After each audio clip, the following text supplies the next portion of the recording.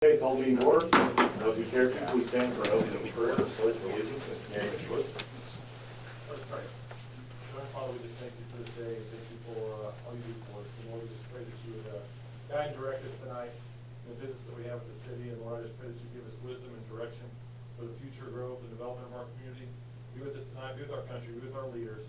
Guide and direct him. All I do and say, in Jesus' name I pray. Amen. I pledge allegiance to the flag of the United States of America and to the republic for which it stands, one nation, under God, indivisible, with liberty and justice for all. Thank you. So to start tonight, we have a proclamation for Ronald McDonald House Week, and we have Ms. Laura Winstead here, who's the program manager for the Ronald McDonald House by Cox South, and she will be accepting the proclamation here in just a moment. I'd like to read it real quick. Whereas Springfield's two Ronald McDonald houses have provided a home away from home and an invaluable source of hope and comfort for families of seriously ill and injured children who must travel far from home for medical treatment. And whereas the two Ronald McDonald houses located in Springfield, Missouri, allow their guests to maintain close contact with their seriously ill children by providing a secure and supportive environment at no required cost. And whereas the Ronald McDonald House near Cox South and the House at Mercy Kids have served the needs of 808 Greene County families, 78 of which were residents from Republic, Missouri. And whereas on Wednesday, January 29th, 2020, 62 McDonald's restaurants and various other locations began displaying red, pink, and gold paper hearts, which have been signed and adopted by citizens donating $1, $5, and $20 to Ronald McDonald House Charities of the Ozarks through the Share a Heart campaign. And whereas the following generous contributions have provided sponsorship funding and underwritten the cost of the Share a Heart campaign, McDonald's of the Ozarks, Great Southern Bank, Mid-Am Metal Forming, and KY3 Television. And whereas McDonald's of Republic is a participant in the Share a Heart campaign, which will continue through February 29th, 2020. Now therefore, I, Jeff Usry, Mayor of the City of Republic in the state of Missouri, do hereby proclaim February 11th through February 17th, 2020 as Ronald McDonald House Week. In testimony whereof, I have hereunto set my hand and affix the seal of the City of Republic this 4th day of February 2020. So Ms. Winstead, if I could meet you up here. I don't think a lot of people realize that 78 of those people live here in Republic. It's true. That's a big deal. So if we could. Thank you.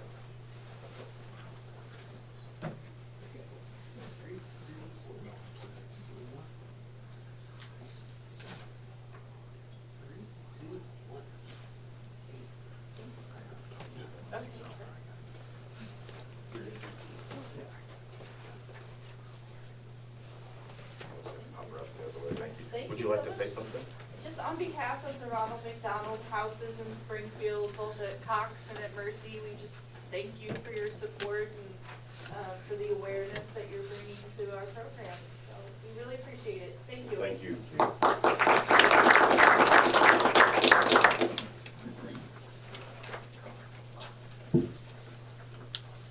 Moving on to citizen participation. Anyone wishing to speak to anything not on the agenda, please step to the podium, state your name and address, and you'll have 5 minutes. Anyone wishing to speak to anything not on the agenda? Seeing none, citizen participation is closed. Need a motion and a second for approval of the consent agenda. Motion. Have a motion and a second. All in favor say aye. Aye. Opposed? Any abstentions? Motion carries 8-0. On the board's commission and committee schedule of note, next city council meeting will be February 18th, followed by March 3rd, both here at City Hall. On to old business and tabled items. I need a motion and a second for the second reading of bill number 20-01. Motion. I'm sorry. Realized that was tabled at the last meeting, so I need a motion and a second to take that bill from the table. Motion. Second. Have a motion and a second. All in favor say aye. Aye. Opposed? Any abstentions? That motion carries 8-0. The item is removed from the table. Now I need a motion and a second for the second reading of bill number 20-01. Second. A motion and a second. All in favor say aye. Aye. Opposed? Any abstentions? Motion carries 8-0. Ms. Laura? No ordinance of the City Council of the City of Republic, Missouri, authorizing the city administrator to enter into a development agreement with the public R3 school district for water line public improvements for the new early childhood education center. Thank you. I need a motion and a second for final passage of bill number 20-01. Motion. Second. I have a motion and a second. We have Mr. Nelson here who will give us, provide the overview from last meeting. Yep, since the last meeting, the engineering firm for the school finalized their design plans. We estimate the project to be a total of $51,550 for the school to reimburse the city to complete their portion of the water line. Thank you, sir. Any questions, comments, or concerns before we move on to a roll call vote? Seeing nothing, roll call vote. Councilmember Russell? Aye. Councilmember Bashir? Aye. Councilmember Poole? Aye. Councilmember Jones? Aye. Councilmember Wilson? Aye. Councilmember Franklin? Aye. Councilmember Dyke? Aye. Councilmember Sell? Aye. Motion carries 8-0. Thank you, Mr. Nelson.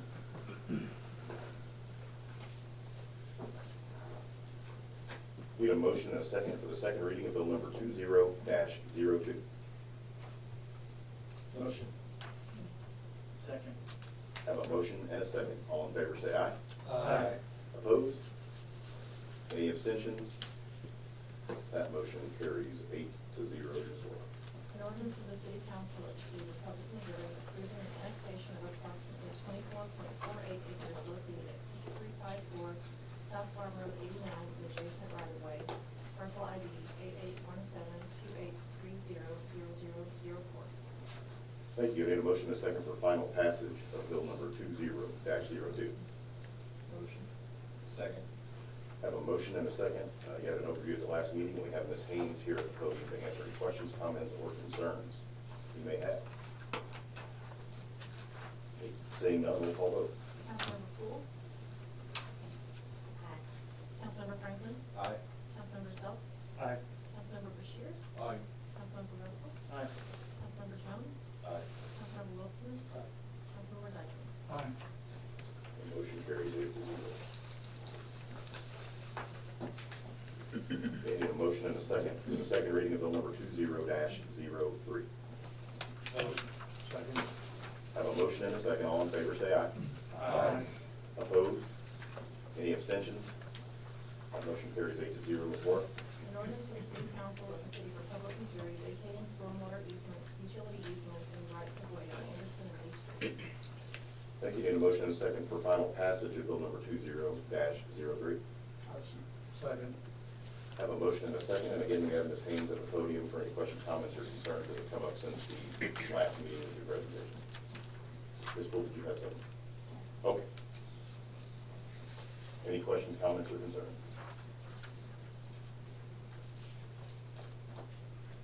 Seeing none, roll call vote.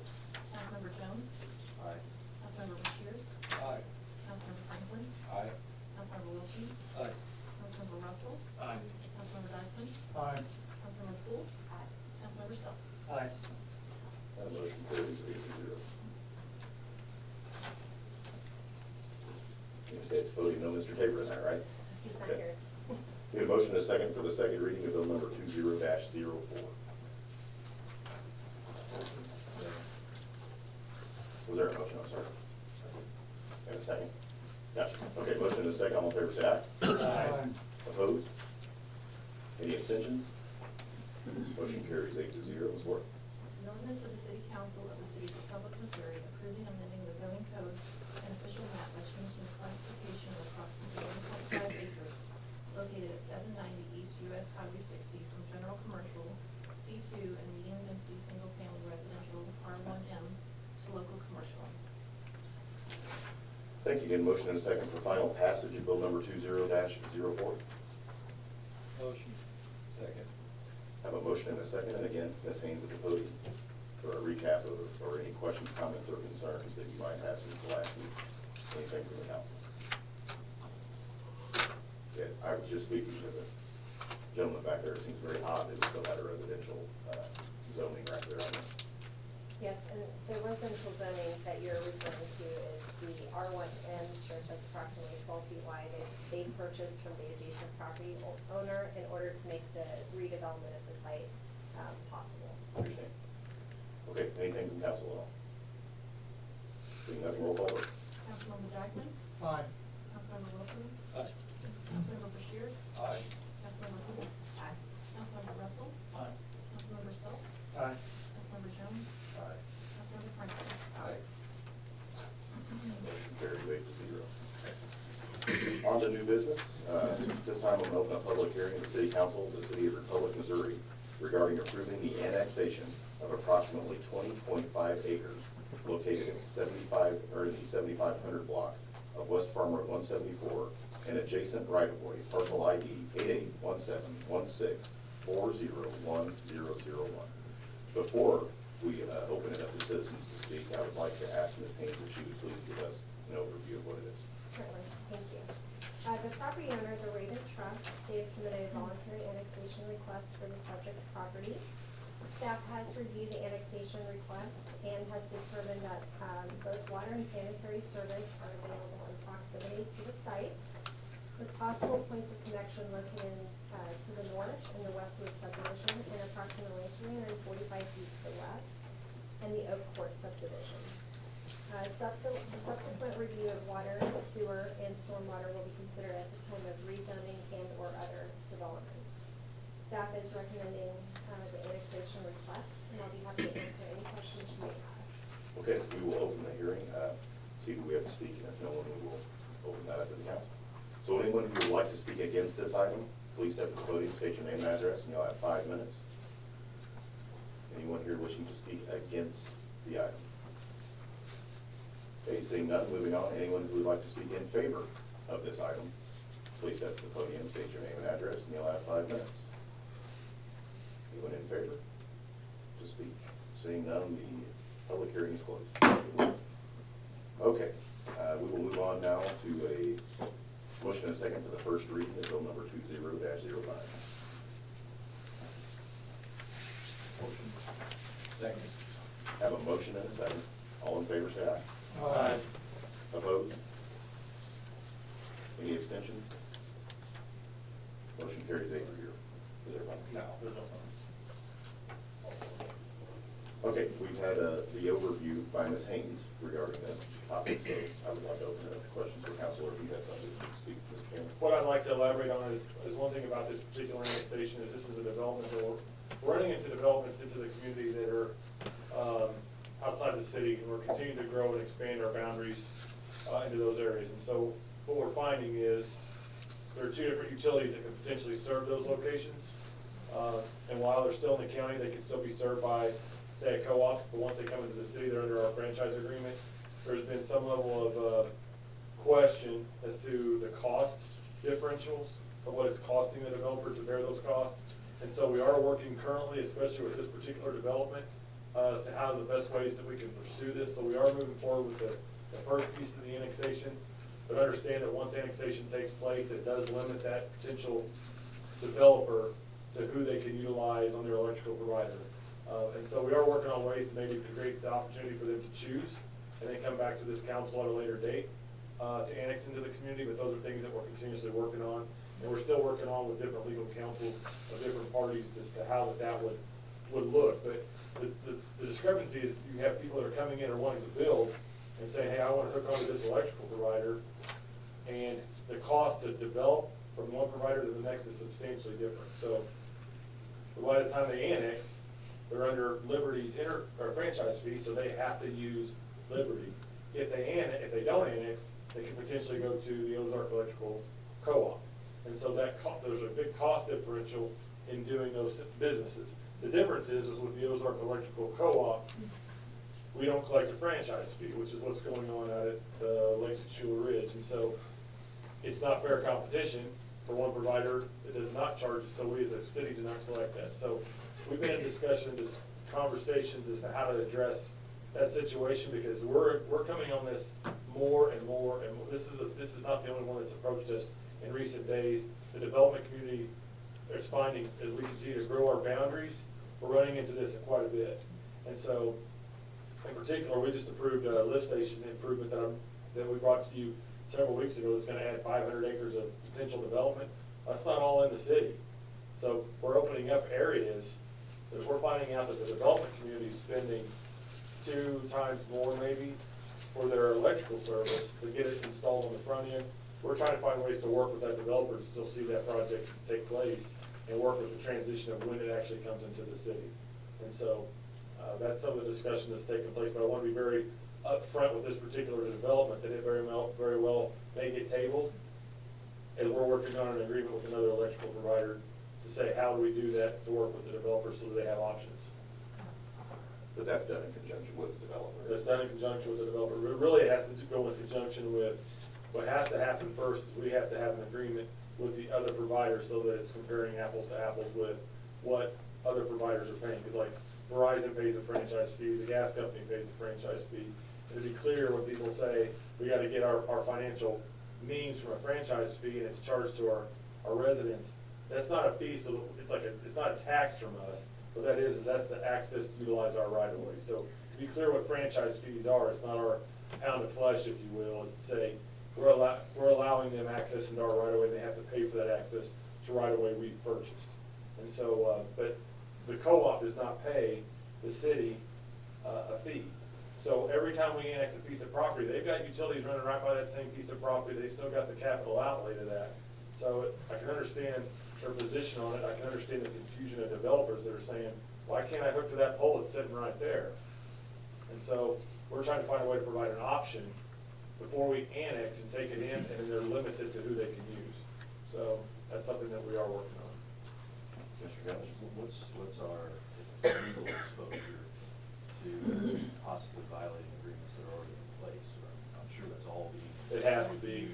Big time. Yeah, because we can't, if they're in the city, we can't, and there is a legal review to it, but that's why I wanna bring it to it, is like, we are looking at this, and like, we made no promise to the developer or the owner, we promised that we would evaluate it.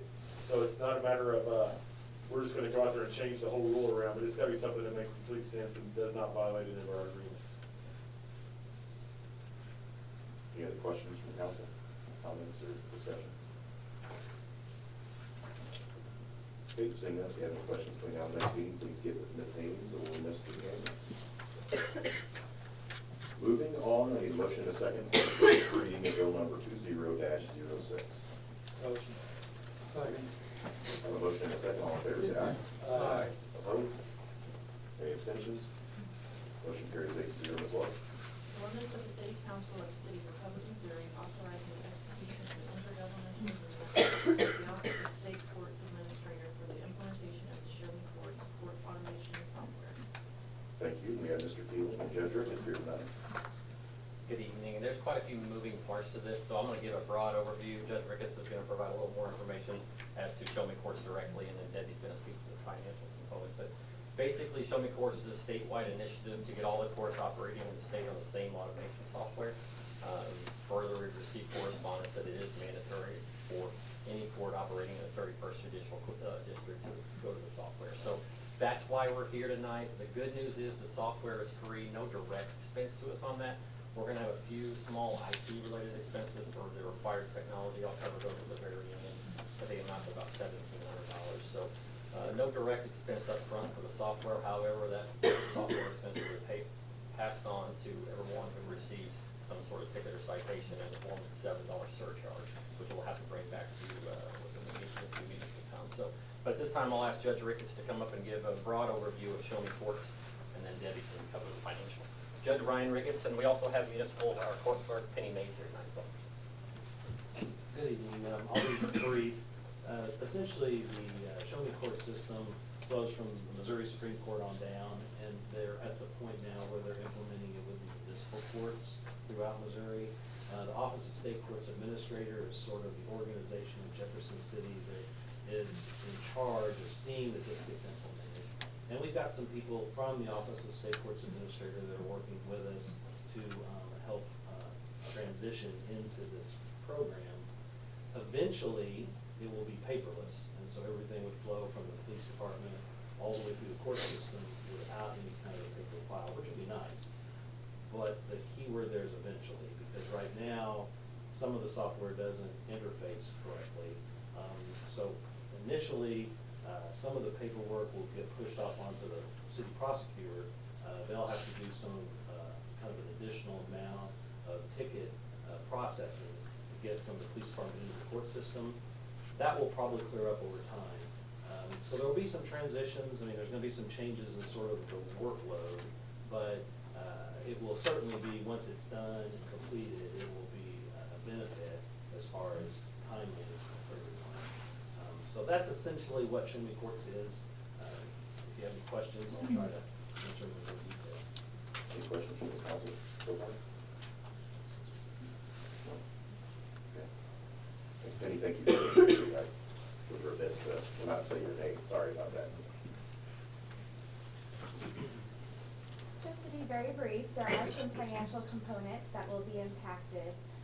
One of the areas that is a big change for the city is that there will be a creation of a bank account, and there will be no city personnel who will be signers other than court personnel. That is outlined in the information that we got from OSTA on the Show Me Courts and is one of the requirements. So basically, all the revenue that comes into the court will be deposited into that account. The court clerk will take over the responsibilities of reconciling the account and then remitting the required reports to the various agencies. That is something that has been traditionally handled in our finance department. So we will work with the court clerk through this transition to train them on the reports. Specifically, there's the crime victims report, the DWI reimbursements, and the police standard report. So those will be remitted and she will take over that responsibility. We will need to develop some internal controls because without having the oversight of the mayor pro tem on the bank account, the external signers and review, we will be working, we've already started the process of working on internal controls. We'll be working with something that will meet the needs of the court yet satisfy our auditors' oversight requirements. I will not be able to per se do the reconciling, but I will be able to go over if it's amicable to the court and watch Penny as she does the reconciliation, or Megan or someone from my office. We could do spot reviews. We will also be receiving reports from them to verify the data is matching. The one thing that we do lose is the access into the data, so we will no longer be able to log into the software and to verify that everything is 100%. So that is just something that we will just have to be aware is out there and try to develop the best internal controls. We will have the streamlined internal controls draft with the next read of this ordinance so that you guys will have that for consideration. However, since the software has not been implemented and we have not gone through the whole review process, some of those might change between now and the time it's implemented. So, the one last thing is they will have to reimburse us once a month at least, maybe twice a month for the court costs, because as you know, their salaries, their IT, and the building maintenance all still flow through the city, since it's still our court. And so basically we'll be upfronting the costs and they will be reimbursing us through the revenue at the end of the month. So. Thank you. Any questions from the council? Go ahead. Mr. Mayor, the only comment I would make is this has been a discussion for several years. I mean, ever since I arrived, that Show Me Courts was coming, and it was coming. And so, but no one knew when it was ever gonna be done. The Supreme Court ruled that this was something that we were gonna have to eventually go to. The Greene County, the judge also said that there was no deviation from that. So when we were looking at the Tyler software, we were actually considering a component like just implementing our own that would tie in to the rest of the operating system of the city. It's gonna cost approximately $30,000 more, but at any given day, they could say, okay, it's time to implement Show Me Courts, and we could lose the $30,000. And so, there's always been this like, oh, is Show Me Courts gonna work? Is Show Me Courts not gonna work? While it's less than ideal, this element of separating the financial control, I still believe with our auditor and the internal controls we're talking about, I still feel very confident with it. It's just not ideal, and I'm not sure there is a perfect world scenario with Show Me Courts, even through the prosecutor side, through the judge's side, through the staff side. But I do believe that the way the directive of the state is to go is this is the move that we're to make. So we'll take every measure to make sure the internal controls and the integrity of our financials are always at the foremost. Kind of the Penny and staff will do the same thing, but it will still be somewhat, it'll still be under city control because Penny's still an employee of the city, so I mean, but it's not under our finance department. But I will, I'm looking forward to hearing how John, KPM and our auditor, they'll do a service line that'll go out and reach into that account. We'll add that as a scope to our work, so I feel very confident we'll be able to track it just the same as we do the rest of the financials. The only last piece I wanted to add in addition to everything that's been said is, in the instance where fines have reached their cap, and those caps are set by the state, we will be negatively impacted on the revenue side. So we'll bring before you this surcharge in the amount of $7, but just say, for instance, the cap is $225, and we have to gather the $7 to pay for the automation charge, our revenue will take the hit of that $7. But to give you an idea of how much money we're talking about there, it's not a lot of money. In 2018, Penny did the legwork on this, but that would amount to about $415, and in 2019 it would have been $308. So not a lot of money on the revenue side. A quick question maybe for the judge or Penny. Does this affect or change, I'm assuming at some point in time we will be allowed to put prisoners generally in for municipalities, but will this affect how you enter warrants or how you remove them, how other agencies would confirm them? No, it won't. It would be handled somewhat through the state courts administrative side more electronically, but as far as like processing on your end, it won't change at all.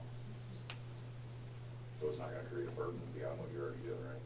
Right, eventually there will be something called e-warrant. Okay. Once we do it, it automatically just goes into mules somehow. Gotcha. All right. Thank you. Any other questions or, Mr. Jones? What's your confidence level with the current vendor for the police department utilizes for ticketing to make the changes necessary in the next 12 months to put this in place? Probably would like Penny or Judge to speak to that, or maybe even Mr. Burks, but vague, to say the least, from what I've been able to tell. So we use the reporting system called Niche. It's controlled largely by Springfield. They have pretty much said they're not going to implement Show Me Court anytime soon. So that is why it's going to cause the prosecutor's office a little bit more paperwork. They're going to have to manually enter them instead of it just being integrated from our report system into Show Me Court. So it won't cause us much work, but it will cause the prosecutor's office more work. And I did speak to the prosecutor in Springfield, and he did indicate the same thing, that although Springfield controls Niche, we don't control it, still Niche does not have this on the roadmap for them to integrate a paperless system where the tickets come over to the prosecutor. I can just check a box and then they go to the court. So that's an unfortunate situation with Niche, if it's not on their roadmap at this point in time. It says here that they hope to become fully compatible by late 2020, early 2021. I believe, did you get information? That was the information that was given to us at the meeting that we went to at Greene County Circuit. I mean, I can only report what someone reported to us. This sounds like a really slick system, and this will be the splinter that is continually compressed every time we do it. Yeah, that information came from Asta, the person out in Jeff City that's kind of helping implement this, but everything that we're hearing as well from the police department, Springfield, is that they're not getting that same height. So there is some confusion about how soon that's going to happen. And I think you're right. I think it is a great system, but if you have one faulty part of it, then you're not going to or someone doing more work. But the unfortunate thing here is, regardless of what we want to do, it's pretty much been put forth by the state that this is the way we're going to go. So, but you would think that when you're looking at a system that costs hundreds of thousands of dollars, you want to make sure it's going to incorporate with a mandatory system that's going to come down the line. Electronic check is part of that. Yeah. It does obviously create some shifting of responsibilities that we will address in the job descriptions as appropriate. Obviously, it puts a lot of work more directly on the prosecutor office. But on the financial component of that, Penny's position will need to be noted in our job description as well. But we'll make those changes. So. Anything else? Thanks. A lot of good discussion. Thank you.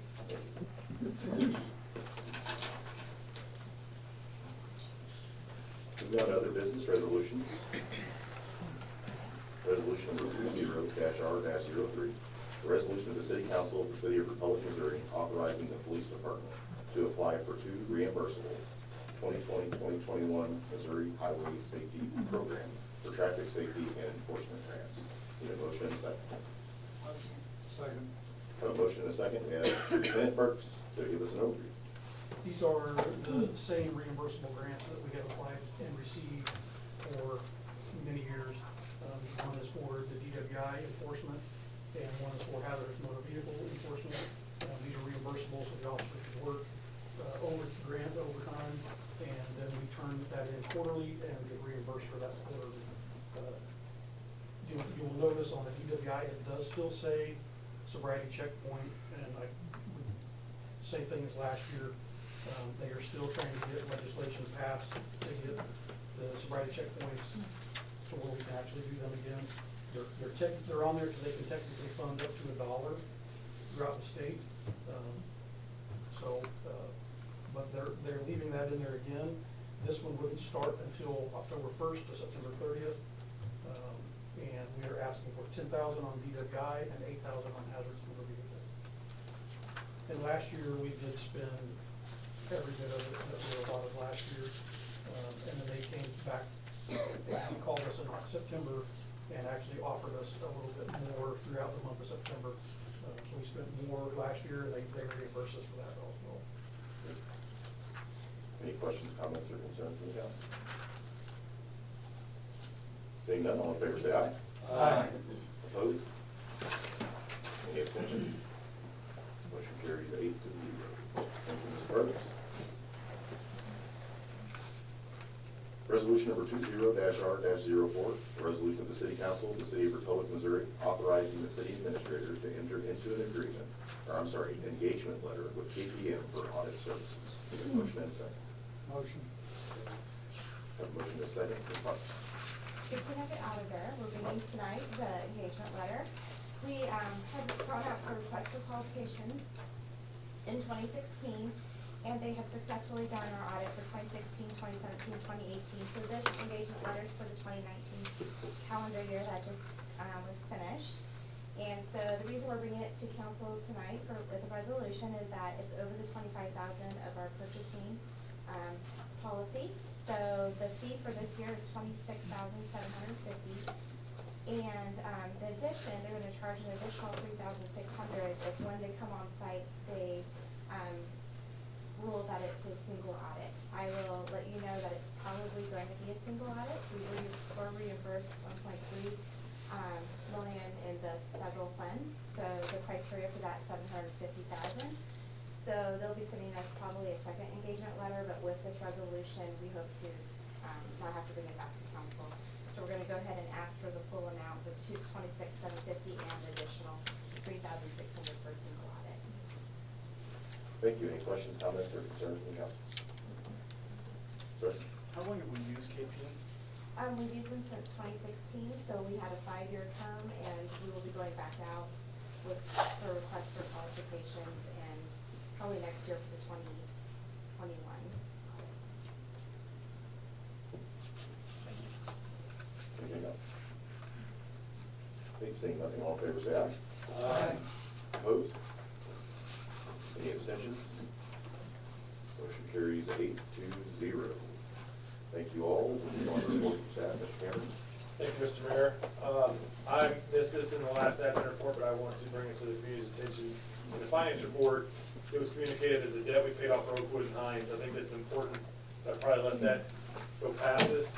That was an expense that we had borrowed money for, what was like $600,000 to improve that street.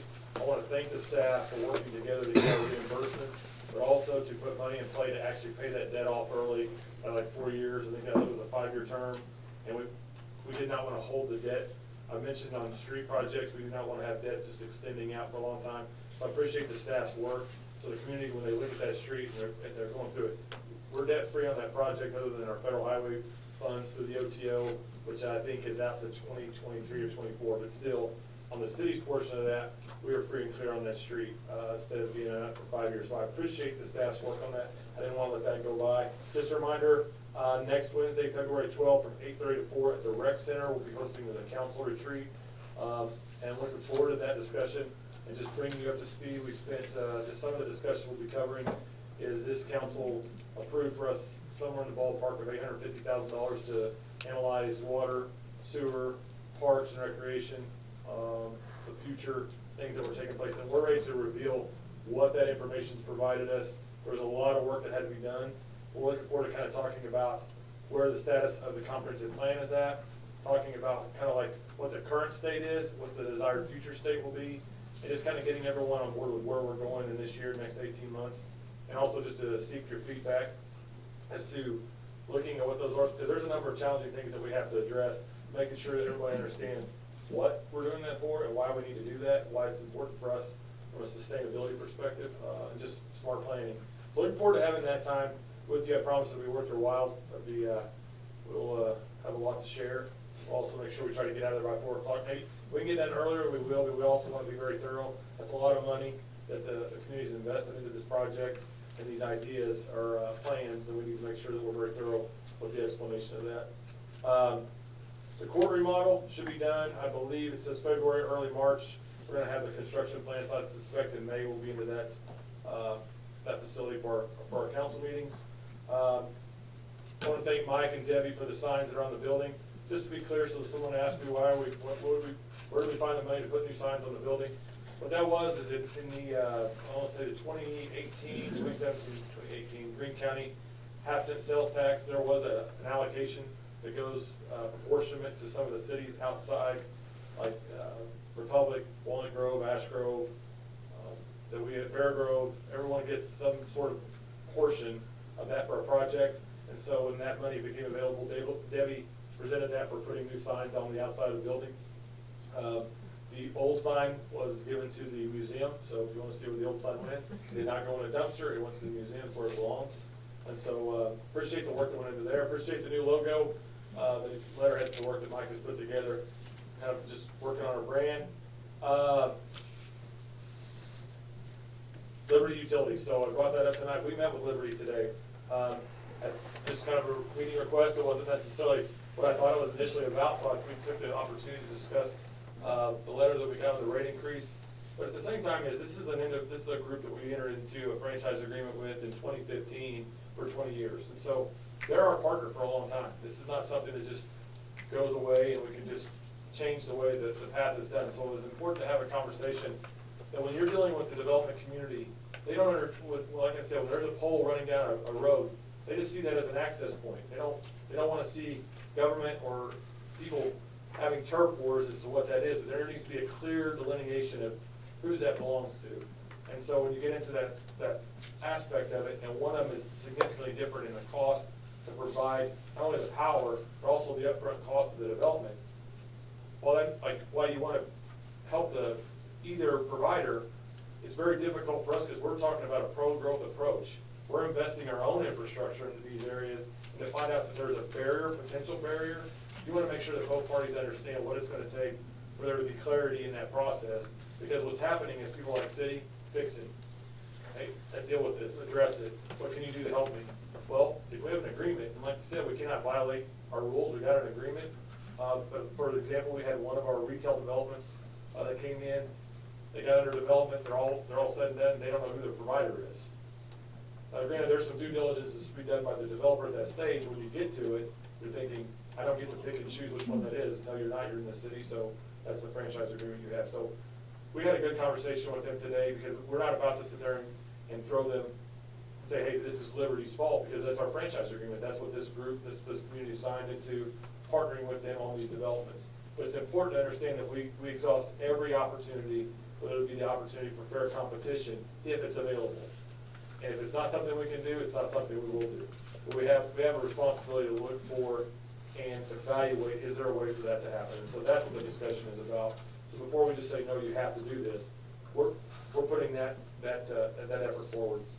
Because we've actually got residents living in our community that do not pay a franchise fee, where every other homeowner in town pays a franchise fee to Liberty, but because of that one development came in after the fact.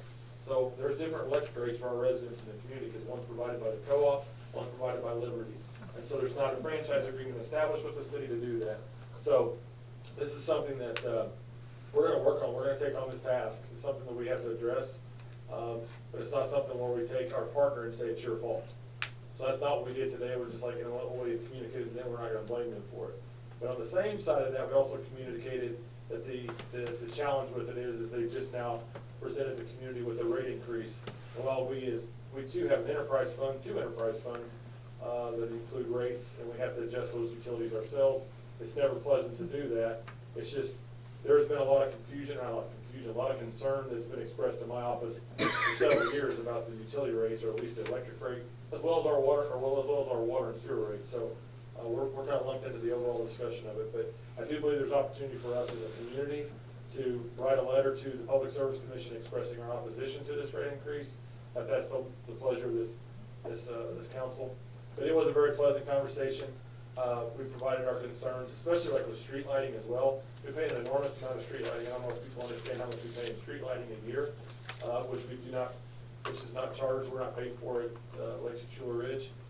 So I think there's just a lot of moving parts that need to get cleaned up. And we are working with the co-op to hopefully arrange an agreement so that we can collect in that area that our citizens are currently living in the city of Republic but not paying that fee. So there'll be more communication on this. Looking forward to working with Liberty and the co-op to find a resolution that works well. But I do believe that, given the feedback we received on the rate increase, I do believe that, you know, for us, even though we have no control over it in the franchise agreement, we don't get to dictate. We're not at the table getting to decide whether that rate increase is necessary or not. And so we do have the opportunity to write a letter on behalf, like we did with the Highway Commission, to the Public Service Commission expressing our opposition. And that's, other than that, man, go Chiefs. So what a week, huh? So that's all I have. Thank you. So I would stand in strong agreement, when we all got this letter that said they were looking at raising their rates again. And it really came right on the heels of a developer that had called and told me that their one drawback was the connection fees and all the things they were doing with this specific utility company. So I think it would be great for us to, once again, tell the Missouri Public Service Commission how we feel because of how the citizens feel. I don't know if any of you talked to any citizens about the rate increase, but people just aren't very happy about it. So we're here to, we are elected to represent them, so I would love to see us do that and get it up to them. They've already had their meetings. They were at Bolivar, Joplin, and Branson, so you didn't get one of those, you didn't get a say in how this goes. So we would love to write a letter at the council's pleasure. So that turned over now. Oh, yeah, go Chiefs. Super Bowl champions. I can't believe it happened. Turn over to the council for anything. Nothing at all? Everybody wants to get out of here, okay? We're adjourned.